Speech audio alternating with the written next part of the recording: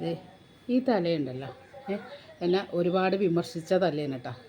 ഇവിടെ അങ്ങനെ കാര്യമായിട്ട് മുടിയൊന്നും ഉണ്ടായിരുന്നില്ല ആൾക്ക്. ദേ കാണുമ്പോൾ അറിയാതെ കണ്ട കണ്ട കണ്ട കഷണ്ടി ഇങ്ങനെ ഇതായിട്ട് ഇരിക്കുന്നത്. പക്ഷേ ഇപ്പം അതെ ഇങ്ങനെ മുടിയായിട്ടാണ് കണ്ട. ഇത്രയും മുടി ഇങ്ങനെ അങ്ങോട്ട് വന്നു തുടങ്ങി. ഇവിടെ ഒന്നും ഒരു കുന്തം ഉണ്ടായിരുന്നില്ല, കഷണ്ടിയായിരുന്നു. ഇവിടെ നല്ല കഷണ്ടിയായിരുന്നു കേട്ടോ. വിമർശിച്ച് നമ്മളെ നശിപ്പിച്ച് കൊല്ലൂന്ന് പറയില്ലേ, അങ്ങനത്തെ ഒരു ഭർത്താവായിരുന്നത്. പക്ഷേ ഇപ്പം പുള്ളി ഒന്നും പറയുന്നില്ല.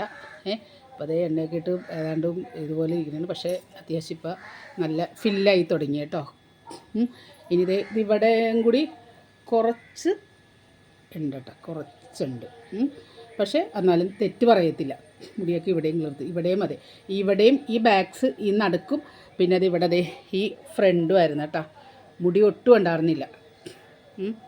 അപ്പോൾ ഇപ്പോൾ ഇരി വെച്ച് കഴിഞ്ഞാൽ നല്ല രീതിയിലാക്കി കഴിഞ്ഞ് കഴിഞ്ഞാൽ മുടി ഇപ്പോൾ അത്യാവശ്യം പുള്ളിക്കായി. ഇത്രയും നേരം നിന്ന് തന്നത് വലിയ ഭാഗ്യമായിട്ടാണ് ഞാൻ കരുതുന്നത്. അപ്പോൾ ഞാൻ പറയണത് കഷണ്ടിയിൽ മുടി കിളിർത്തു എന്നല്ല കേട്ടോ ഞാൻ പറയണം. അങ്ങനെയൊന്നും ഞാനൊരു അവകാശവാദവും ഞാൻ ഉന്നയിക്കത്തില്ല.